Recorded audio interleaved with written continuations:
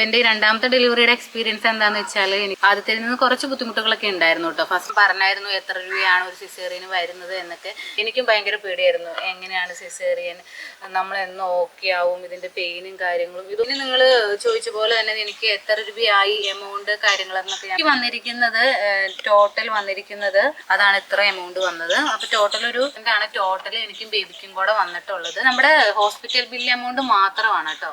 ബാക്കി നമ്മുടെ ഫുഡ് കാര്യങ്ങൾ അതൊക്കെ നമുക്ക് എക്സ്ട്രാ വരുന്ന എമൗണ്ട് ആണ്. അതൊന്നും കൊച്ചു തിരിഞ്ഞാണ് ഇരിക്കുന്നത്, സെഫാലിക് പ്രസന്റേഷനിലാണ് ഇരിക്കുന്നത്. നമുക്ക് പ്രസവിക്കാൻ തനിക്ക് ആഗ്രഹമുണ്ടെങ്കിൽ നമുക്ക് ട്രൈ ചെയ്യാം. ആദ്യമായിട്ട് ഈ സിസേറിയൻ എക്സ്പീരിയൻസ് ചെയ്യുന്നവർക്ക് എന്താന്നുള്ളൊരു ഇതുണ്ടാവും. അതൊന്നും പ്രശ്നം കയറ്റുന്നതിന് മുന്നേ തന്നെ നേഴ്സുമാർ നമ്മുടെ റൂമിൽ വന്ന് നമ്മൾ കത്തീഡ്രലൊക്കെ ഇട്ട് ഡ്രസ്സൊക്കെ മാറ്റി 2 സൈഡിൽ മുടിയൊക്കെ കെട്ടി ഒക്കെ വെച്ചാണ് നമ്മൾ തിയേറ്ററിലോട്ട് കൊണ്ടുപോകുന്നത് കേട്ടോ. പുറത്തെടുത്തിട്ട് നമ്മളിങ്ങനെ കാണിച്ചു തരും കേട്ടോ ബേബിനെ. അതൊരു ഭയങ്കര ഒരു ഹാപ്പിയസ്റ്റ് ആയിട്ടുള്ള ഒരു മൊമെന്റ് ആണ് സത്യം പറഞ്ഞ. നമ്മൾ ആ ഒരു മൊമെന്റിന് വേണ്ടിയിട്ടാണ് ഏറ്റവും കൂടുതൽ വെയിറ്റ് ചെയ്തുകൊണ്ടിരിക്കുന്നത്. അപ്പോഴത്തെ സന്തോഷം എന്താണെന്ന് വെച്ചാൽ നമുക്ക് പറഞ്ഞറിയിക്കാനേ പറ്റത്തില്ല.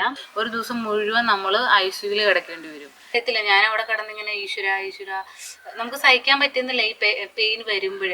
മറ്റുള്ളവർ നഴ്സുമാരൊക്കെ എഴുന്നേറ്റ് കിടക്കണം കാണുമ്പോൾ സത്യം പറഞ്ഞാൽ നമുക്ക് കൊതി വരും. അപ്പം എൻ്റെ ഡെലിവറി ഒക്കെ കഴിഞ്ഞ് ഹോസ്പിറ്റലിൽ നിന്ന് ഡിസ്ചാർജ് ആയി വന്നിട്ടുള്ള വീഡിയോ നിങ്ങൾ കണ്ടിട്ടുണ്ടാവും. അപ്പം ഞാൻ ആ വീഡിയോയിൽ പറഞ്ഞിരുന്നു ഞാനൊന്ന് ഓക്കെ ആവുമ്പോൾ എൻ്റെ ഹോസ്പിറ്റലിലെ എക്സ്പീരിയൻസ് ഒന്ന് നിങ്ങളായിട്ട് ഷെയർ ചെയ്യാന്നുള്ളത്. അപ്പോൾ ഇതെൻ്റെ രണ്ടാമത്തെ സിസേറിയൻ ആയിരുന്നു. അപ്പോൾ ആദ്യത്തിൽ നിന്നും എനിക്ക് ഭയങ്കര ഡിഫറെൻ്റ് ആയിട്ടുള്ള ഒരു എക്സ്പീരിയൻസ് ആയിരുന്നു രണ്ടാമത് ഉണ്ടായത്. അപ്പോൾ എൻ്റെ 2 ഡെലിവറി നടന്നത് MOIC ഹോസ്പിറ്റൽ കോലഞ്ചേരിയിലാണ്. അപ്പോൾ എനിക്ക് അവിടുത്തെ ആദ്യത്തെ ഡെലിവറിയിൽ തന്നെ എനിക്ക് നല്ല എക്സ്പീരിയൻസ് ആയിരുന്നു. അവിടുത്തെ ഹോസ്പിറ്റലിലെ ഡോക്ടേഴ്സിൻ്റെയും നഴ്സുമാരുടെയൊക്കെ നല്ലൊരു എക്സ്പീരിയൻസ് ആയിരുന്നു. അതുകൊണ്ട് തന്നെയാണ് രണ്ടാമത്തേതും നമ്മൾ ആ ഹോസ്പിറ്റലിൽ തന്നെ ചൂസ് ചെയ്തത്. അപ്പോൾ എൻ്റെ രണ്ടാമത്തെ ഡെലിവറിയുടെ എക്സ്പീരിയൻസ് എന്താണെന്ന് വെച്ചാൽ എനിക്ക് ആദ്യത്തിൽ നിന്ന് കുറച്ച് ബുദ്ധിമുട്ടുകളൊക്കെ ഉണ്ടായിരുന്നു കേട്ടോ. ഫസ്റ്റ് ഞാൻ കുറച്ച് പെട്ടെന്ന് തന്നെ റിക്കവർ ആയായിരുന്നു പെയിനും കാര്യങ്ങളിൽ നിന്നൊക്കെ. പക്ഷെ രണ്ടാമത്തേതായപ്പോൾ കുറച്ച് പെയിനും കാര്യങ്ങളൊക്കെ എനിക്ക് കൂടുതലായിരുന്നു. കുറേ പേര് ആഗ്രഹിച്ചിട്ടുണ്ടാവും, ഇപ്പോൾ ഞാൻ പറഞ്ഞായിരുന്നു എത്ര രൂപയാണ് ഒരു സിസേറിയന് വരുന്നത് എന്നൊക്കെ. എറണാകുളത്തെ ഹോസ്പിറ്റലിലൊക്കെ അറിയാം നമുക്കൊരു സിസേറിയനോ നോർമൽ ഡെലിവറി ഒക്കെ ആണെങ്കിൽ നല്ലൊരു പാക്കേജ് തന്നെയാണ് വരുന്നത്. അപ്പോൾ എല്ലാവരും ഒരു കൺസേൺ ആണ് നമ്മൾ ഏത് ഹോസ്പിറ്റൽ ചൂസ് ചെയ്യണം. അപ്പോൾ ഒരുപാട് പൈസ ഒക്കെ ഇപ്പോൾ നല്ല നല്ല ഹോസ്പിറ്റലുകൾ ആവുന്നുണ്ട്. പക്ഷെ ഞാൻ കാണിച്ചിരിക്കുന്ന ഹോസ്പിറ്റൽ ആദ്യത്തെ ഡെലിവറിയും എനിക്ക് ഒത്തിരി എമൗണ്ട് ഒന്നും അങ്ങനെ ആയിട്ടില്ല. നോർമലി നമ്മൾ എറണാകുളത്തെ ഹോസ്പിറ്റലിലൊക്കെ കമ്പയർ ചെയ്യുമ്പോൾ നമുക്ക് അഫോർഡബിൾ ആയിട്ടുള്ള ഒരു എമൗണ്ട് ആണ് ആയിട്ടുള്ളൂ. 2 വർഷത്തെ ഗ്യാപ്പിലാണ് എനിക്കിപ്പോൾ രണ്ടാമത്തെ ബേബി ഉണ്ടായിരിക്കുന്നത്.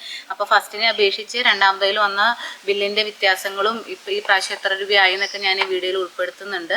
കുറേ പേരത് അറിയാൻ ആഗ്രഹിക്കുന്നുണ്ടായിരിക്കും. ഇപ്പം ഞാൻ കുറേ ബാക്ക് പാക്കിംഗ് വീഡിയോസൊക്കെ ഇട്ടപ്പോഴും ഞാൻ കാണിച്ചിരിക്കുന്ന ഹോസ്പിറ്റലിൽ കൺസൾട്ട് ചെയ്യുന്ന ഒരുപാട് പ്രഗ്നൻസി വുമൻസ് ഉണ്ട്. അവരുടെ കമൻസ് ഒക്കെ ഞാൻ കാണാറുണ്ടായിരുന്നു. അപ്പോൾ എനിക്ക് എത്ര രൂപയായി എന്നുള്ളത് ഞാൻ ഈ വീഡിയോയിൽ ഉൾപ്പെടുത്തുന്നുണ്ട്. എനിക്കും ബേബിക്കും കൂടിയിട്ടുള്ള ടോട്ടൽ എമൗണ്ടും എന്തായാലും ഈ വീഡിയോയിൽ പറയുന്നതായിരിക്കും. സിസേറിയന് നോർമൽ ഡെലിവറി രണ്ട് പറയുമ്പോൾ രണ്ടിനും 2 എക്സ്പീരിയൻസാണ്. എൻ്റെ രണ്ടും സിസേറിയൻ ആയതുകൊണ്ട് എനിക്ക് സിസേറിയൻ്റെ എക്സ്പീരിയൻസ് ആണ് നിങ്ങളുമായിട്ട് ഷെയർ ചെയ്യാൻ പറ്റുള്ളൂ. അപ്പോൾ ഇപ്പോൾ ആദ്യമായിട്ട് ഗർഭിണിയാവുന്നവർക്കൊക്കെ ഒരു ഇതാണ് ദൈവമേ സിസേറിയൻ എന്തായിരിക്കും അറിയത്തില്ലല്ലോ എങ്ങനെയാണ്. എനിക്കും ഭയങ്കര പേടിയായിരുന്നു, എങ്ങനെയാണ് സിസേറിയൻ, നമ്മളെന്ന് ഓക്കെ ആവും, ഇതിൻ്റെ പെയിനും കാര്യങ്ങളും ഇതൊന്നും നമുക്കറിയത്തില്ല. കുറേ കേട്ടുകേളികൾ മാത്രമേ ഉള്ളൂ. കുറേ പേർക്ക് നമുക്ക് വലിയ പെയിനും കാര്യങ്ങളൊന്നും ഉണ്ടാവില്ല, സിസേറിയൻ മതി എന്ന് അങ്ങോട്ട് പറയുന്ന കുറേ ആൾക്കാരുണ്ട്. പക്ഷെ ചിലർ എനിക്ക് നോർമൽ ഡെലിവറി തന്നെ മതി, എത്ര പെയിൻ എടുത്തിട്ടാണെങ്കിലും ഞാൻ പ്രസവിച്ചോളാം എന്ന് പറയുന്ന ലേഡീസും ഉണ്ട്. അപ്പം എൻ്റെ സിസേറിയൻ ആവാൻ കാരണം എന്താണെന്ന് വെച്ചാൽ എനിക്ക് ഫസ്റ്റ് ഡെലിവറിയിൽ എൻ്റെ വീഡിയോസ് കണ്ടിട്ടുള്ളവർക്കറിയാം ബേബിയുടെ പൊസിഷൻ ബ്രീച്ച് ആയിരുന്നു. അതായത് തല മുകളിലോട്ടായിട്ടായിരുന്നു. അപ്പോൾ തല മുകളിലോട്ടാകുമ്പോൾ നമുക്ക് എന്തായാലും നോർമൽ ഡെലിവറി നടക്കത്തില്ല. കാരണം തല തിരിഞ്ഞു വന്നാൽ മാത്രമേ നമുക്ക് പ്രസവിക്കാൻ പറ്റുള്ളൂ. അതുകൊണ്ടാണ് ഡെലിവറി സിസേറിയൻ ആയത്. പിന്നെ രണ്ടാമത് വന്നപ്പോൾ 2 വർഷത്തെ ഗ്യാപ്പ് ഉള്ളൂ ഈ 2 ബേബീസ് തമ്മിൽ. എന്നിരുന്നാലും 1.5 വർഷത്തെ ഗ്യാപ്പ് ഉണ്ടെങ്കിൽ നമുക്ക് നോർമൽ ഡെലിവറി പോസിബിൾ ആണെങ്കിൽ നമുക്ക് നോർമൽ ഡെലിവറിക്ക് ട്രൈ ചെയ്യാനുള്ള സാധ്യതയുണ്ട്. എൻ്റേതിൽ രണ്ടാമത്തെ ഡെലിവറിയുടെ ടൈമിൽ ബേബിയുടെ ഹെഡ് പൊസിഷൻ ഹെഡ് ഡൗൺ ആയായിരുന്നു. അതായത് സെഫാലിക് പൊസിഷൻ എന്ന് പറയും, ആ ഒരു പൊസിഷനിലായിരുന്നു 8 മന്ത് ആയപ്പോൾ തന്നെ.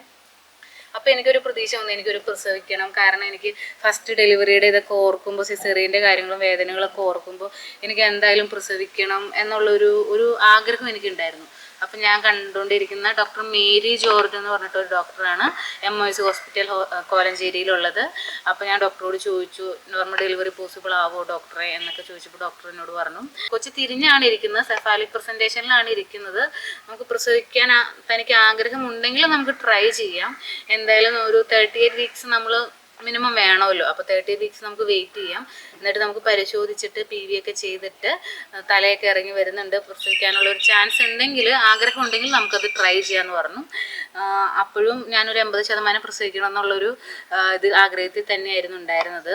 അങ്ങനെ എൻ്റെ ഡെലിവറി എടുത്തു, 38 വീക്സ് ആയി. അപ്പോൾ ഞങ്ങൾ ഹോസ്പിറ്റലിൽ പോയ വീഡിയോസൊക്കെ നിങ്ങൾ കണ്ടിട്ടുണ്ടാവും. അപ്പോൾ ആ വീഡിയോയിൽ അന്ന് അഡ്മിറ്റ് ആവാൻ ചെന്ന് ഡോക്ടർ PV ഒക്കെ ചെയ്ത് നോക്കി. അപ്പോൾ ചെയ്തപ്പോൾ എന്താണെന്ന് വെച്ചാൽ തല തിരിഞ്ഞാണെങ്കിലും തല ഇറങ്ങി വന്നിട്ടുണ്ടായിരുന്നില്ല. നമുക്ക് തല ഇറങ്ങി വന്നാലാണ് പ്രസവ വേദനയൊക്കെ നാച്ചുറലായിട്ട് വരുള്ളൂ. അല്ലാതെ ഈ സിസേറിയൻ കഴിഞ്ഞവർക്ക് നമുക്ക് വേദന ഉണ്ടാവാനുള്ള കുറേ മരുന്നുകൾ ഇഞ്ചെക്ട് ചെയ്യാനോ അങ്ങനത്തെ ഓപ്ഷൻസ് ഒന്നുമില്ല. കാരണം ആദ്യത്തെ അവരുടെ സിസേറിയൻ ആയിരുന്നു, പിന്നെ കുറേ മരുന്നുകളൊക്കെ ഇഞ്ചെക്ട് ചെയ്ത് വേദന വന്നിട്ടും അവർക്ക് പ്രസവിക്കാൻ പറ്റിയില്ല. പിന്നെ ഈ സിസേറിയൻ്റെ വേദന കൂടി രണ്ടും നമ്മൾ വലിയ ഗ്യാപ്പില്ലാതെ സഹിക്കേണ്ടി വരിക എന്ന് പറഞ്ഞാൽ ഭയങ്കര ബുദ്ധിമുട്ടായിട്ടുള്ള ഒരു കാര്യമാണ്. അപ്പോൾ അതുകൊണ്ട് ഡോക്ടർ പരിശോധിച്ചിട്ട് പറഞ്ഞു എന്തായാലും നമുക്ക് നോർമൽ ഡെലിവറിക്ക് സാധ്യതയില്ല, കാരണം തല ഇറങ്ങി വന്നിട്ടില്ല. അതുകൊണ്ട് നമുക്ക് നെക്സ്റ്റ് ഡേ ഓപ്പറേഷൻ ചെയ്യാമെന്ന് പറഞ്ഞു. അങ്ങനെ ഞങ്ങൾ എന്തായാലും അഡ്മിറ്റ് ആവാൻ തയ്യാറായിട്ടായിരുന്നു പോയിരുന്നത്. ഡോക്ടർ പറഞ്ഞു അഡ്മിറ്റ് ആവാൻ പാകത്തിന് വന്നാൽ മതി, 38 വീക്സ് ആയി, അപ്പോൾ പൂർണ്ണ വളർച്ച എത്തിയിട്ടുണ്ട്. അങ്ങനെ നമ്മൾ അന്ന് അവിടെ അഡ്മിറ്റ് ആവുകയാണ് ചെയ്തത്. ഡോക്ടർ പറഞ്ഞു നെക്സ്റ്റ് ഡേ നമുക്ക് സിസേറിയൻ ചെയ്യാമെന്ന്. എന്നിരുന്നാലും കുഴപ്പമില്ല, സിസേറിയൻ ആണെങ്കിലും കുഴപ്പമില്ല, എനിക്ക് ആദ്യത്തെ ഒരു എക്സ്പീരിയൻസ് ഉണ്ടല്ലോ. അപ്പോൾ ആദ്യത്തേനെ അപേക്ഷിച്ച് എനിക്ക് വലിയ പേടിയോ കാര്യങ്ങളൊന്നും ഉണ്ടായിരുന്നില്ല. അങ്ങനെ നെക്സ്റ്റ് ഡേ സിസേറിയന് എൻ്റെ 3ാമത്തെ കേസായിട്ടാണ് ചെയ്തത്. ഒരു 10 മണിയൊക്കെ ആയിരുന്നു എന്നോട് ടൈം പറഞ്ഞിരുന്നത്. അങ്ങനെ ഞങ്ങളന്ന് അവിടെ അഡ്മിറ്റായി. ഞങ്ങൾക്ക് റൂമൊക്കെ കിട്ടി. കാരണം ഇഷ്യൂവും കൂടെ ഉണ്ടല്ലോ ഞങ്ങളുടെ കൂടെ. അപ്പോൾ നമ്മൾ റൂമാണ് ചൂസ് ചെയ്തത്. ഞങ്ങൾക്ക് വലിയ ഡിലേ ഒന്നും ഇല്ലാതെ റൂമൊക്കെ കിട്ടി. നെക്സ്റ്റ് ഡേ നമ്മൾ ഇനിയിപ്പോൾ സിസേറിയൻ്റെ ഉള്ള പ്രിപ്പറേഷനും കാര്യങ്ങളൊക്കെയാണ് പിന്നെ നമുക്ക് ഹോസ്പിറ്റലിൽ അവർ ചെയ്യുന്നത്. ഞാൻ ഇതൊക്കെ ഡീറ്റെയിൽ ആയിട്ട് പറയണത് എന്താണെന്ന് വെച്ചാൽ ആദ്യമായിട്ട് ഈ സിസേറിയൻ എക്സ്പീരിയൻസ് ചെയ്യുന്നവർക്ക് എന്താന്നുള്ളൊരു ഇതുണ്ടാവും. അതൊന്ന് ജസ്റ്റ് ഒന്ന് ചുരുക്കി ഒന്ന് പറയാമെന്ന് ഓർത്താണ് ഇങ്ങനെ പറയുന്നത്. അപ്പോൾ നമ്മൾ അഡ്മിറ്റ് ആയതിന് ശേഷം നമുക്ക് അവിടെ വേറെ എൻ്റെ ബ്ലഡ് ടെസ്റ്റുകളെല്ലാം ഓൾറെഡി നമ്മളെല്ലാം ചെയ്തിട്ടുണ്ടായിരുന്നു. അതുകൊണ്ട് നമുക്ക് ബ്ലഡ് ടെസ്റ്റിൻ്റെ കാര്യങ്ങളൊന്നും ആവശ്യം വന്നിട്ടില്ല. നെക്സ്റ്റ് ഡേ ഓപ്പറേഷനാണ്. ബുധനാഴ്ചയായിരുന്നു ഓപ്പറേഷൻ. അപ്പോൾ നമുക്ക് രാവിലെ 10 മണിക്ക് ആ കേസെന്ന് എന്നോട് ഓൾറെഡി പറഞ്ഞിട്ടുണ്ടായിരുന്നു. അപ്പോൾ തലേ ദിവസം നമ്മൾ ഈ അനസ്തീഷ്യ ഡോക്ടർ അങ്ങനെ ഡോക്ടേഴ്സൊക്കെ വന്ന് നമ്മുടെ കൺസെൻ്റ് ഒക്കെ എടുക്കും. അനസ്തീഷ്യ തരാൻ നമ്മൾ വില്ലിങ് ആണ് എന്നൊക്കെ ഉള്ള രീതിയിലുള്ള കൺസെൻ്റ് ഒക്കെ എടുക്കും. എൻ്റെയും ഹസ്ബൻഡിൻ്റെയും സൈനൊക്കെ ചെയ്തിട്ടുള്ളത്. അത് കഴിഞ്ഞ് നെക്സ്റ്റ് ഡേ ഒരു 9:30 ആയപ്പോഴാണ് എന്നെ ഓപ്പറേഷന് കയറ്റുന്നത്. അപ്പോൾ ഓപ്പറേഷന് കയറ്റുന്നതിന് മുന്നേ തന്നെ നഴ്സുമാർ നമ്മുടെ റൂമിൽ വന്ന് നമ്മൾ കത്തീഡ്രലൊക്കെ ഇട്ട് ഡ്രസ്സൊക്കെ മാറ്റി 2 സൈഡിൽ മുടിയൊക്കെ കെട്ടി ഒക്കെ വെച്ചാണ് നമ്മൾ തിയേറ്ററിലോട്ട് കൊണ്ടുപോകുന്നത് കേട്ടോ. പിന്നെ ഒരു 9:30 ആയപ്പോൾ നമ്മളപ്പോഴത്തേക്കും കുളിച്ചെല്ലാം റെഡി ആയിട്ടാണ് ഇരിക്കുന്നത്. അപ്പോൾ ഒരു 9:30 ആയപ്പോൾ എന്നെ തിയേറ്ററിലോട്ട് കയറ്റി. ഒരു 10-10:15 കേട്ടോ എനിക്ക് ബേബി ഉണ്ടാവുന്നത്. തിയേറ്ററിൽ കയറ്റുമ്പോഴുള്ള പ്രൊസീജിയർ എന്നാന്ന് വെച്ചാൽ സിസേറിയൻ ആയതുകൊണ്ട് നമുക്ക് അവിടെ കയറ്റി കിടത്തി അവർ നട്ടെല്ലിന് ഇഞ്ചക്ഷൻ തരുവാണ് ചെയ്യുന്നത്. അതായത് അരയ്ക്ക് കീഴ്പോട്ടാണ് നമ്മൾ മരവിപ്പിക്കുന്നത്. ചില കേസുകളിൽ റെയർ കേസസിൽ മാത്രമാണ് നമുക്ക് ഫുള്ളി അനസ്തീഷ്യ തരേണ്ട ആവശ്യമുള്ളൂ. അതിൻ്റെയും കൂടി കൺസെൻറ്റ് അവർ ഓൾറെഡി നമ്മുടെ ഇന്ന് സൈൻ ചെയ്ത് മേടിക്കും. കാരണം നമുക്ക് പരയ്ക്ക് കീഴ്പോട്ട് അനസ്തീഷ്യ തന്നിട്ട് നമുക്ക് അതവിടെ മരവിച്ചില്ലെങ്കിൽ നമ്മൾ മുഴുവൻ ബോധം കെടുത്താനുള്ളൊരു ഇതോടെ അവർ സൈൻ ചെയ്ത് നേരത്തെ മേടിക്കുന്നതായിരിക്കും. പിന്നെ നമുക്ക് വേറെ പ്രശ്നങ്ങളോ കാര്യങ്ങളോ ഒന്നും ഇല്ല, ഷുഗർ അങ്ങനത്തെ വേറെ കുഴപ്പങ്ങളൊന്നും ഇല്ല എങ്കിൽ നമുക്ക് അരക്കൊക്കെ പോയിട്ട് മരവിക്കേണ്ടതാണ്. എനിക്ക് ഇഞ്ചക്ഷൻ എടുത്തപ്പോൾ തന്നെ സഡനായിട്ട് അനസ്തേഷ്യ കിട്ടി. അതിനുശേഷം അപ്പം തന്നെ ഡോക്ടർ വന്നു. നമ്മൾ പ്രൊസീജിയറൊക്കെ ചെയ്ത് ഒരു 10:15 കൂടി നമ്മുടെ ബേബീനെ നമ്മുടെ കയ്യിലേക്ക് തന്നു എന്ന് വെച്ചാൽ ബേബീനെ പുറത്തെടുത്തിട്ട് നമ്മളിങ്ങനെ കാണിച്ചു തരും കേട്ടോ ബേബീനെ. അതൊരു ഭയങ്കര ഒരു ഹാപ്പിയസ്റ്റ് ആയിട്ടുള്ള ഒരു മൊമെൻ്റാണ്. സത്യം പറഞ്ഞാൽ നമ്മൾ ആ ഒരു മൊമെൻറ്റിന് വേണ്ടിയിട്ടാണ് ഏറ്റവും കൂടുതൽ വെയിറ്റ് ചെയ്തുകൊണ്ടിരിക്കുന്നത്. അപ്പോഴത്തെ സന്തോഷം എന്താണെന്ന് വെച്ചാൽ നമുക്ക് പറഞ്ഞറിയിക്കാനേ പറ്റത്തില്ല. അത് കഴിഞ്ഞ് പിന്നെ ബേബീനെ കൊണ്ടുപോയി അവർ ക്ലീനൊക്കെ ചെയ്ത് പുറത്തുള്ളവരെ, അതായത് ഹസ്ബൻഡിനെയും അമ്മേനെയും അവരെയൊക്കെ കാണിക്കും. അങ്ങനെ തിയേറ്ററിൽ നിന്ന് ഒരു അരമണിക്കൂറൊക്കെ കഴിഞ്ഞപ്പോഴത്തേക്കും നമ്മൾ നേരെ അവിടെ ഒരു ഒബ്സർവേഷൻ റൂമുണ്ട് തിയേറ്ററിൽ തന്നെ, അങ്ങോട്ട് നമ്മൾ മാറ്റുകയാണ് ചെയ്യുന്നത്.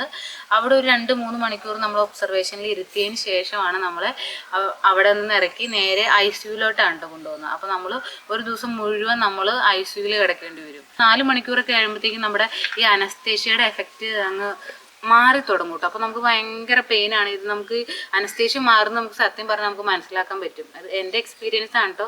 നമുക്ക് ഇങ്ങനെ ഭയങ്കരമായിട്ടൊരു വേദന ഇങ്ങനെ വന്നു തുടങ്ങും. നമുക്ക് അനങ്ങാൻ പറ്റത്തില്ല, നമുക്ക് നമ്മുടെ ശരീരം മൂവ് ചെയ്യിക്കാനേ നമുക്ക് പറ്റത്തില്ല. അപ്പോൾ ഡോക്ടേഴ്സ് വന്ന് നമ്മളോട് പറയും, ലിറ്ററിൽ നിന്ന് ഇറക്കുന്നതിന് മുന്നേ തന്നെ പറയും കേട്ടോ, വീണ ജസ്റ്റ് ഒന്ന് കാല് വിരലുകളൊക്കെ ഒന്ന് അനക്കി നോക്കൂ, കാല് അനക്കാൻ പറ്റുന്നുണ്ടോ അങ്ങനെയൊക്കെ ചോദിക്കും. അങ്ങനെയൊക്കെ നമ്മളൊന്ന് ജസ്റ്റ് ഒന്ന് അങ്ങോട്ടും ഇങ്ങോട്ടും ഒക്കെ കാലൊക്കെ ചലിപ്പിച്ചതിന് ശേഷമാണ് അവർ നമ്മളെ ഇറക്കത്തുള്ളൂ കേട്ടോ. അത് കഴിഞ്ഞ് ICUയിൽ വരും, നമുക്ക് വേദന തുടങ്ങും, പിന്നെ നല്ല വേദനയാവും. അപ്പോൾ തന്നെ നമുക്ക് അവർ നഴ്സുമാരോട് പറയുമ്പോൾ അവർ നമുക്ക് ഈ വേദന കുറയാനുള്ള ഇഞ്ചക്ഷൻ തരും. ഇഞ്ചക്ഷൻ അല്ലെങ്കിൽ നമുക്ക് ഗുളിക വയ്ക്കുക, അങ്ങനെ 2 ഓപ്ഷൻസ് ഉണ്ട്. അപ്പോൾ നമുക്ക് വേദന കൂടുന്നതിനനുസരിച്ച് നമ്മൾ അവരോട് പറഞ്ഞാൽ മതി. എന്തായാലും വീണ്ടും ആ ഒരു ഇഞ്ചക്ഷൻ തന്നു 2-3 മണിക്കൂർ ഇരുന്നിട്ട് വീണ്ടും നമുക്ക് വേദന വന്നു തുടങ്ങും കേട്ടോ. ഭയങ്കര വേദന എന്ന് പറഞ്ഞാൽ നമുക്കറിയത്തില്ല. ഞാൻ അവിടെ കിടന്നിങ്ങനെ ഈശ്വര നമുക്ക് സഹിക്കാൻ പറ്റുന്നില്ല ഈ പെയിൻ വരുമ്പോൾ.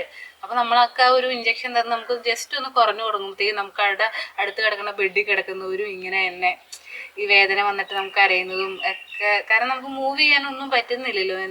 ഇതെങ്ങനെ റിക്കവർ ആവും അങ്ങനത്തെ ഒക്കെ ഉള്ളൊരു ടെൻഷനും. മറ്റുള്ളവർ നഴ്സുമാരൊക്കെ എഴുന്നേറ്റ് കിടക്കണം കാണുമ്പോൾ സത്യം പറഞ്ഞാൽ നമുക്ക് കൊതി വരും കേട്ടോ. അങ്ങനെ ഫസ്റ്റ് ഡേ അങ്ങനെ നമുക്ക് 2-3 മണിക്കൂറിനുള്ളിൽ ഇങ്ങനെ ഇഞ്ചക്ഷനൊക്കെ തന്നുകൊണ്ടിരുന്ന് അങ്ങനെ വേദനയൊക്കെ കുറച്ച് കുറയും. പിന്നെ കുറച്ച് നേരമൊക്കെ കഴിയുമ്പോഴത്തേക്കും നമുക്ക് അവർ കുടിക്കാൻ എന്തെങ്കിലുമൊക്കെ തരും കേട്ടോ. അപ്പോൾ പുറത്ത് നിൽക്കുന്നവരോട് അവർ ഓൾറെഡി പറഞ്ഞിട്ടുണ്ടാവും എന്തെങ്കിലും എനിക്ക് അവിടെ തന്നിരുന്ന കട്ടൻ ചായ ആയിരുന്നു. കട്ടൻ ചായ നമുക്ക് 1 ഗ്ലാസ് ആയിട്ട് വരുള്ളൂ, ഒരുപാടൊന്നും തരത്തില്ല. പിന്നെ നമുക്ക് ഫുള്ള് ട്രിപ്പ് ഇട്ടുകൊണ്ടിരിക്കുകയാണല്ലോ, ഒരുപാട് നമുക്ക് ട്രിപ്പ് ഇങ്ങനെ തീരുന്നതിനനുസരിച്ച് നമുക്ക് ട്രിപ്പ് കയറിക്കൊണ്ടേ ഇരിക്കുകയാണ്. നമുക്ക് വലിയ ക്ഷീണോ കാര്യങ്ങളൊന്നും വരത്തില്ല. പക്ഷേ ഈ പെയിനാണ് നമുക്ക് സഹിക്കാൻ പറ്റാത്തത്. എന്നാലും ഒരുപാട് പെയിനൊന്നും ഇല്ല. നോർമൽ ഡെലിവറിയിൽ നമ്മൾ ആ ഒരു നിമിഷം സഹിക്കുന്ന ആ ഒരു പെയിൻ ഉണ്ടല്ലോ, അതെനിക്ക് അറിയത്തില്ല എന്തോരുവാന്നുള്ളത്. പക്ഷെ നമുക്ക് അറിയാം നാളെ ആകുമ്പോഴത്തേക്കും നമ്മൾ കുറച്ചുകൂടി ബെറ്റർ ആവും എന്നുള്ളൊരു തിങ്ക് നമുക്ക് ഉള്ളത് കൊണ്ട് നമ്മളത് അങ്ങനെ സഹിച്ച് അവിടെ കിടക്കും. വേറെ ഓപ്ഷൻസ് ഇല്ലല്ലോ. പിന്നെ അപ്പോഴാണ് നമുക്ക് ഏറ്റവും നമുക്ക് ഹെൽപ്പിംഗ് ആയിട്ട് നമുക്കൊരു മൈൻഡിനെ റിലാക്സ് ചെയ്യാനൊക്കെ ആയിട്ട് അവിടുത്തെ നഴ്സുമാരും ഡോക്ടേഴ്സും ഒക്കെ എപ്പോഴും നമ്മുടെ അടുത്ത് വരും. നമ്മളോട് ഇങ്ങനെ ഓരോന്ന് പറഞ്ഞ് ഇങ്ങനെ തരും. വീണ അത് കുറച്ച് കഴിയുമ്പോൾ കുറച്ച് കുറയും, ഇപ്പോൾ ഇങ്ങനെയാണ് വേദന വരുമ്പോൾ സഹിക്കാൻ പറ്റുന്നില്ലേ അപ്പം തന്നെ നഴ്സുമാരോട് പറഞ്ഞാൽ മതി, അവരതിനുള്ള മരുന്ന് തരും. ഇങ്ങനെ എപ്പോഴും നമ്മളൊന്ന് സപ്പോർട്ട് ചെയ്യും, റിലാക്സ് ആക്കുകയൊക്കെ ചെയ്യുന്ന നല്ല ഒരു ടീം ഡോക്ടേഴ്സും നഴ്സുമാരെയാണ് എനിക്ക് ആ ഹോസ്പിറ്റലിൽ കാണാൻ സാധിച്ചത്. ഭയങ്കര ഹെൽപ്പിംഗ് ആയിരുന്നു. ഭയങ്കര നമുക്ക് അവരെ കാണുമ്പോഴായിരുന്നു ഒരു സന്തോഷമുള്ളൂ. കാരണം നമുക്ക് വേറെ ഒന്നും കാണാനില്ല, നമ്മൾ നേരെ ഫാനിലോട്ട് നോക്കിയാൽ കിടക്കുന്നത്. അവരെ വിളിക്കുമ്പോഴത്തേക്കും അവർ വരും, അല്ലെങ്കിൽ ഇടയ്ക്കിടയ്ക്ക് അവർ വന്ന് നമ്മുടെ എല്ലാം ഇങ്ങനെ ചോദിച്ചു വേദനയുണ്ടോ എന്തെങ്കിലും വേണോ അങ്ങനെ എല്ലാം ചോദിച്ചുകൊണ്ടേ ഇരിക്കും. അതൊക്കെ നമുക്ക് ഭയങ്കര ഇപ്പോൾ അവരെയൊക്കെ ഓർക്കുമ്പോൾ സന്തോഷം തോന്നുന്നു. അത് കഴിഞ്ഞ് നെക്സ്റ്റ് ഡേ രാവിലെ തന്നെ നമുക്ക് അന്ന് വൈകിട്ടും നമുക്ക് രാത്രി മെയിൻ ഡോക്ടർ വരും, നമ്മൾ വിശേഷങ്ങളൊക്കെ തിരക്കും. അത് എപ്പോഴും ജൂനിയേഴ്സൊക്കെ ഇങ്ങനെ വന്നുകൊണ്ടേ ഇരിക്കും. നമ്മളെ എല്ലാ കാര്യങ്ങളും അവർ അപ്ഡേറ്റ് ചെയ്തുകൊണ്ടാണ് ഇരിക്കുന്നത്. ഇത് നെക്സ്റ്റ് ഡേ മോർണിംഗ് ആ ഒരു രാത്രി കഴിച്ചു കൂട്ടുകയെന്ന് പറഞ്ഞാൽ ഭയങ്കര ബുദ്ധിമുട്ടായിട്ടുള്ള കാര്യമാണ്. എനിക്ക് ഉറങ്ങാനുള്ള ഗുളിക ഇഞ്ചക്ഷൻ വരെ ഡോക്ടർ കൊടുക്കാൻ പറഞ്ഞു. എന്നിട്ട് പോലും എനിക്ക് ഉറങ്ങാൻ പോലും പറ്റുന്നില്ല. ഇഞ്ചക്ഷൻ എടുത്തിട്ട് പോലും സെഡേഷൻ്റെ ഇഞ്ചക്ഷൻ തന്നിട്ട് പോലും ഞാനൊരു രാവിലെ 4 മണി വരെയൊക്കെ ഇങ്ങനെ കണ്ണും തുറന്ന് കിടക്കുമായിരുന്നു. കാരണം നമുക്ക് ഉറങ്ങാൻ പറ്റുന്നില്ല ഈ പെയിൻ കാരണം. അതിൻ്റെ ഇടയ്ക്ക് അന്ന് തന്നെ നമുക്കൊരു 5 o'clock ഒക്കെ ആവുന്ന ടൈമിൽ നമുക്ക് നമ്മുടെ ബൈസ്റ്റാൻഡേഴ്സിനെ ഒരാൾ നമുക്ക് കാണാനുള്ളൊരു ഓപ്ഷൻ ഉണ്ട് കേട്ടോ. അങ്ങനെ അജയ് ചേട്ടൻ വന്നായിരുന്നു. അപ്പോൾ ഇങ്ങനെ ബേബിയുടെ വിശേഷങ്ങളൊക്കെ അറിയുമ്പോൾ അവരോട് ചോദിച്ചറിയുമ്പോൾ നമുക്കൊരു സന്തോഷം. കുറച്ച് ടൈം അവരോട് അങ്ങനെ സംസാരിച്ചിരിക്കുമ്പോൾ നമുക്കൊരു റിലാക്സേഷൻ കിട്ടും. പിന്നെ നെക്സ്റ്റ് ഡേ നമുക്ക് ബേബീനെ കാണാനും നമ്മുടെ കൂടെ ഉള്ളവരെ കാണാനും ഒക്കെ പുറത്തോട്ട് ഇറങ്ങാനുള്ളൊരു സന്തോഷമാണല്ലോ. അങ്ങനെ നെക്സ്റ്റ് ഡേ ഒരു 10 മണിയൊക്കെ ആയില്ലേ എന്നെ ഇറക്കിയപ്പോൾ. ആ ഡോക്ടറൊക്കെ വന്ന് കണ്ടു, കുഴപ്പമൊന്നുമില്ല, നമുക്ക് ആളെ ഇറക്കാമെന്ന് പറഞ്ഞു. അങ്ങനെ ഒരു 10 മണിയൊക്കെ ആയപ്പോൾ എന്നെ പുറത്തോട്ട് ഇറക്കി. ആ ഒരു മൊമെൻറ്റ് സത്യം പറഞ്ഞാൽ നമ്മൾ ഏറ്റവും കൂടുതൽ നമുക്ക് പേടിപ്പെടുത്തുന്ന ഒന്നാട്ടെ. സിസേറിയൻ കഴിഞ്ഞ് നമ്മൾ ബെഡിൽ നിന്ന് എഴുന്നേക്കുന്ന ഒരു അരമണിക്കൂർ കൂടുതൽ ട്രൈ ചെയ്തിട്ടാണ് എനിക്കൊന്ന് ബെഡിൽ നിന്ന് എഴുന്നേക്കാൻ പറ്റിയത്. കാരണം നമുക്ക് ചെരിയാൻ പറ്റത്തില്ല, ഒരു സൈഡിലോട്ടും ചെരിയാൻ പറ്റത്തില്ല, ഭയങ്കര പെയിനും. പിന്നെ കൂടുതൽ നമുക്ക് പേടിയാണ്, ഈ പെയിൻ അറിയത്തില്ലല്ലോ, ഭയങ്കര പേടിയാണ്. അങ്ങനെ നഴ്സുമാർ നമ്മൾ സപ്പോർട്ട് ചെയ്യും. എന്തായാലും എഴുന്നേക്കണം, കാരണം നമ്മൾ എഴുന്നേറ്റ് നടന്നല്ലേ പറ്റുള്ളൂ. നമുക്ക് തന്നെ എഴുന്നേക്കാൻ പറ്റത്തുള്ളൂ. വേറെ ആരൊക്കെ ഹെൽപ്പ് ചെയ്തു എന്ന് പറഞ്ഞാലും ഒരു 80% നമ്മൾ തന്നെ ഒരു ഇനിഷ്യേറ്റീവ് എടുത്താലേ നമുക്ക് ആ ബെഡിൽ നിന്ന് എഴുന്നേക്കാൻ പറ്റത്തുള്ളൂ. അങ്ങനെ അവരുടെ സപ്പോർട്ടോടും കൂടി നമ്മൾ എങ്ങനെ എഴുന്നേക്കണം എന്നുള്ളൊരു ഇതിൽ കുറേ വേദന, അത് ഭയങ്കരമാണ്. ഫസ്റ്റ് വോക്ക് എന്ന് പറഞ്ഞാൽ ഭയങ്കര ബുദ്ധിമുട്ടായിട്ടുള്ള കാര്യമാണ്. എഴുന്നേറ്റൊന്ന് 2 കാലിലൊന്ന് സ്റ്റേബിളായിട്ട് നിൽക്കുക എന്നുള്ളത്. കുറേ നമ്മൾ ട്രൈ ചെയ്ത് വേദന സഹിച്ച് നമ്മൾ പയ്യെ അവരുടെ സപ്പോർട്ടോടു കൂടി നമ്മളങ്ങനെ എഴുന്നേൽക്കും. അത് നമ്മൾ വീൽ ചെയറിൽ നേരെ പുറത്ത് കൊണ്ടുവന്ന് നമ്മൾ റൂമിലോട്ട് ആക്കുകയാണ് ചെയ്യുന്നത് കേട്ടോ. അപ്പോൾ ഇതാണ് ഈ സിസേറിയൻ്റെ എക്സ്പീരിയൻസ് എന്ന് പറഞ്ഞാൽ. പിന്നെ ആ ഒരു വേദന നമുക്കൊരു 2 ഡേയ്സോടെ ഉണ്ടാവും. റൂമിൽ കൊണ്ടുപോയി കിടത്തി നമുക്ക് ബേബീനെ ഫീഡ് ചെയ്യാനൊക്കെ ഭയങ്കര ബുദ്ധിമുട്ടാണ്. കാരണം നമുക്ക് ഒന്നും ചെയ്യാൻ പറ്റത്തില്ല, എഴുന്നേറ്റ് ഇരിക്കാൻ പറ്റത്തില്ല. കാരണം നമുക്ക് എഴുന്നേറ്റ് ഇരുന്നാണ് ഫീഡ് ചെയ്യാൻ പറ്റത്തുള്ളൂ, കിടന്നുകൊണ്ട് നമുക്ക് ഫീഡ് ചെയ്യാൻ പറ്റത്തില്ലല്ലോ. ആ ഒരു ബെഡിൽ നിന്ന് എഴുന്നേൽക്കുക, പിന്നെ വാഷ്റൂമിൽ പോവുക, ഇതൊക്കെ നമുക്ക് ഭയങ്കര ഓർക്കുമ്പോൾ തന്നെ ബുദ്ധിമുട്ടായി. ബെഡിൽ നിന്ന് എഴുന്നേൽക്കണമല്ലോ എന്നുള്ളത്. പക്ഷെ നമ്മളത് എഴുന്നേറ്റേ പറ്റത്തുള്ളൂ. പിന്നെ നമുക്കറിയാം നെക്സ്റ്റ് ഡേ ആകുമ്പോൾ കുറച്ചുകൂടി വേദന കുറയും. അങ്ങനെ എനിക്കൊരു 3-ാമത്തെ ദിവസം ആണ് കുറച്ചുകൂടി ഞാനൊന്ന് ഓക്കെ ആയതെന്ന് എനിക്ക് തോന്നുന്നു. അങ്ങനെ 3-4 ദിവസമൊക്കെ ആയപ്പോഴത്തേക്കും വീണ്ടും നമ്മുടെ വേദനകൾ കുറഞ്ഞു, വലിച്ചിൽ കുറഞ്ഞു. പിന്നെ നമുക്ക് ആ സ്റ്റിച്ചിൻ്റെ അവിടെ ഒരു വലിച്ചിലുണ്ടാകും. നമ്മൾ നടക്കും തോറുമാണ് ഈ സ്റ്റിച്ച് പെട്ടെന്ന് ഹീലാവുള്ളൂ, പെട്ടെന്ന് നമുക്ക് റിക്കവർ ആവാൻ സാധിക്കത്തുള്ളൂ കേട്ടോ. അങ്ങനെ ഒരു 4-ാമത്തെ ദിവസമൊക്കെ ആയപ്പോഴത്തേക്കും ഞാൻ കുറേയൊക്കെ ഓക്കെ ആയി. തന്നെ ആരുടെ ഹെൽപ്പില്ലാതെ എഴുന്നേൽക്കുക, വാഷ്റൂമിൽ പോകാൻ പറ്റുമോ, അങ്ങനത്തെ ഒരു സിറ്റുവേഷനിലോട്ടായിട്ടോ. പിന്നെ ഇന്നിപ്പോൾ 7th ഡേ ആണ്. ഇപ്പം എനിക്ക് വലിയ പ്രശ്നങ്ങളൊന്നുമില്ല. ചെറിയ സ്റ്റിച്ചിൻ്റെ അവിടെ ചെറിയ വേദനയും അങ്ങനെയൊക്കെ ഉണ്ട്. എന്നിരുന്നാലും നമുക്ക് സഹിക്കാവുന്നതാണ്. വേറെ പെയിൻ കില്ലേഴ്സിൻ്റെയോ ഒന്നും ആവശ്യമില്ലാതെ തന്നെ നമുക്ക് എഴുന്നേറ്റ് നടക്കും, നമ്മുടെ കാര്യങ്ങൾ ചെയ്യാം, തന്നെ കുളിക്കാം, അങ്ങനത്തെ കാര്യങ്ങളൊക്കെ നമുക്ക് ചെയ്യാം. ആരുടെയും ഹെൽപ്പില്ലാതെ നമ്മുടെ ബേബിയുടെയും കാര്യങ്ങളൊക്കെ ചെയ്യാമെന്നുള്ളൊരു അവസ്ഥയിലാണ് ഇപ്പോൾ 7ാമത്തെ ദിവസമായപ്പോൾ ഇരിക്കുന്നത്. അപ്പോൾ ഇതൊക്കെയാണ് എൻ്റെ സിസേറിയൻ്റെ എക്സ്പീരിയൻസ് എന്ന് പറയുന്നത്. ഞാൻ കുറച്ച് ഡീറ്റെയിൽ ആയിട്ട് തന്നെ നിങ്ങളോട് പറഞ്ഞിട്ടുണ്ട്. ആർക്കെങ്കിലുമൊക്കെ ഉപകാരപ്പെടുമായിരിക്കും എന്ന് തോന്നുന്നു. ഇനി നിങ്ങൾ ചോദിച്ച പോലെ തന്നെ എനിക്ക് എത്ര രൂപയായി, എമൗണ്ട്, കാര്യങ്ങളെന്നൊക്കെ ഞാൻ പറയാം. എനിക്ക് വന്നിരിക്കുന്നത് ടോട്ടൽ വന്നിരിക്കുന്നത് 46,600 രൂപയാണ് ടോട്ടൽ എമൗണ്ട് വന്നിരിക്കുന്നത്.